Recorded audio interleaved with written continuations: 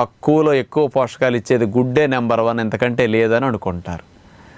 చాలామందికి ఇదే తెలుసు. కానీ గుడ్లు కంటే 3 రెట్లు 4 రెట్లు బలమైన ఆహారం నేను ఇప్పుడు చెప్తాను. దానికంటే రేటు తక్కువ, లాభాలు 3-4 రెట్లు ఎక్కువ వచ్చేస్తాయి.